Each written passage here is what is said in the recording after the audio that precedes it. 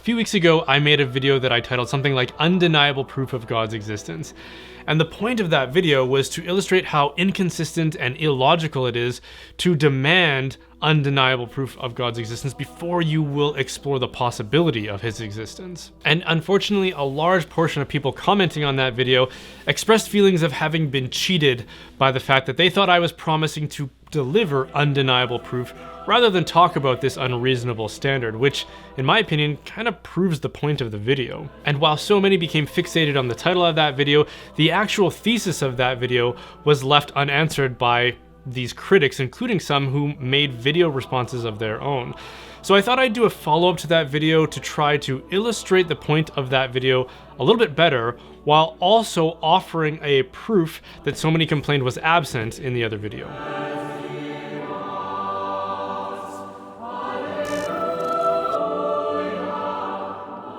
So before I present the proof in question here, I want to provide a little more context about it, as well as an explanation for how I'm going to present it and why. The first thing I want to point out about it is that it seems to be relatively unknown outside of academic circles. I only learned about it relatively recently, which is surprising considering that I've been reading about and learning about arguments and proofs for God's existence for as long as I've been a Christian, which is over 15 years now. And whenever I've mentioned this or I brought it up in conversation with other well-informed theists and Christians, I've yet to meet somebody who is actually familiar with it. And that seems revealing to me.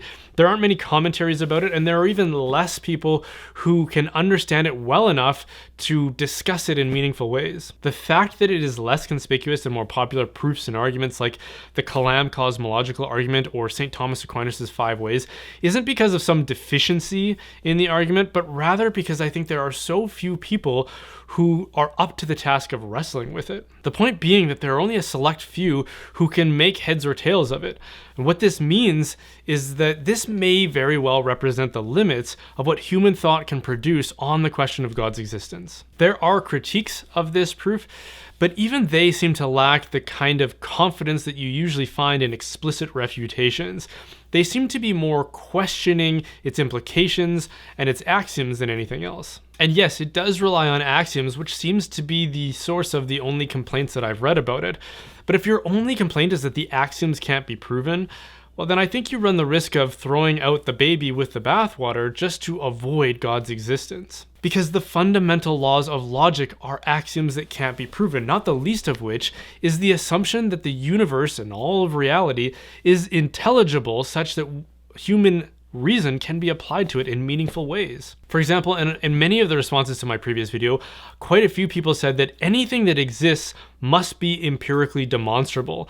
And since nobody's been able to do that in the case of God, or so it's claimed, then there is no proof of God's existence. But the claim that the only kind of valid knowledge is empirical knowledge is not itself empirically proven, which either makes it an axiom adopted on faith, which atheists like Bertrand Russell admitted, or it's self-refuting. The other thing I should mention, because this may seem curious, but I think I have good reason for doing this, which reinforces the point and the thesis of this video, is that I'm not going to tell you who came up with this proof, except to say that for anyone who is familiar with them, they are universally acknowledged as one of the greatest minds to ever exist, full stop. The takeaway from that should be that before anyone convinces themselves that they have a valid refutation of this argument, they will also have to convince themselves that they have somehow detected an error that one of the greatest logicians ever somehow missed. Which is to say, what's more likely, that they're wrong or that you're wrong? The reason I'm not going to reveal the originator of this proof is because I want you and you alone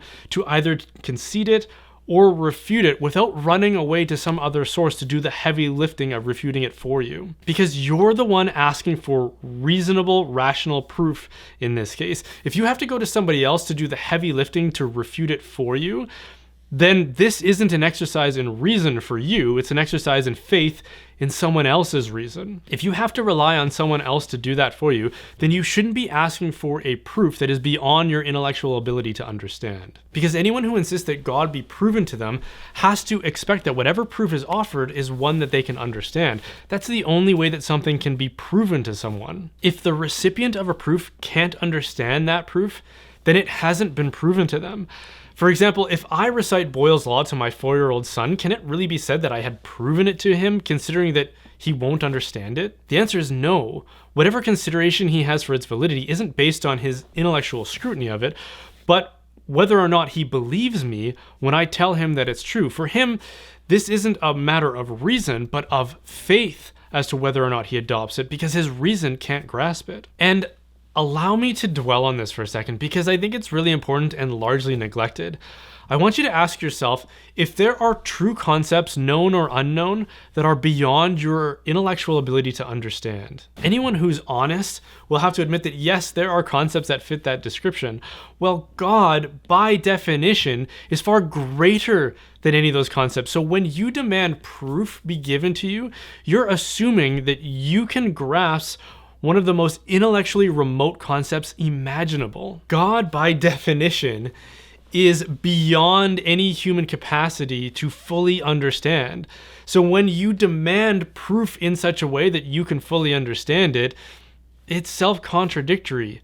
And you should probably stop doing that because it makes you look silly. What this tells us is that any proof for God's existence is really only a human formula that attempts to render it for us in an accessible and in a logical way.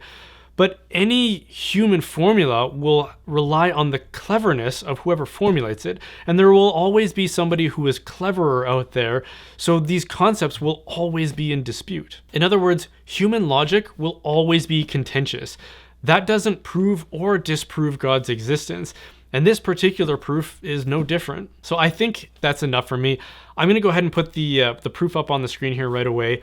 I'm not going to leave it up there for very long because I don't want to drag out the time of this video, so feel free to pause it and to stare at it. But as you do so, I want you to ask yourself, does it make any difference to you? Chances are you're among the 99.9% of people who have no idea what it means, even though it's been confirmed confidently that it is valid logic, even though the rest of us wouldn't know one way or the other. But that's what demanding proof gets you. If you're going to ask the most difficult questions imaginable, unless you're insanely arrogant, you should be prepared for responses that exceed your ability to understand. Which means that you either have to walk away empty-handed or make sense of the explanations which are offered at your level, and admit that whatever conclusion you adopt, it's adopted at least partly on faith.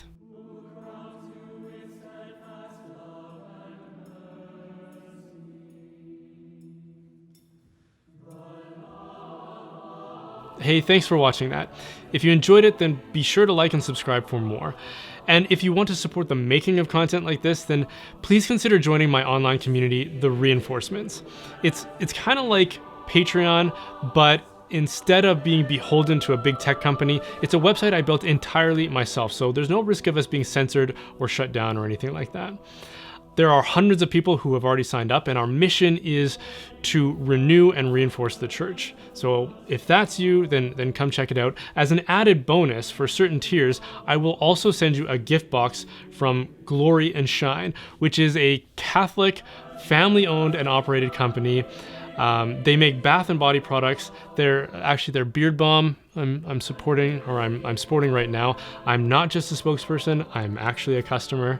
So even if you don't join the Reinforcements, maybe check them out anyways. Glory and Shine, they're an amazing company.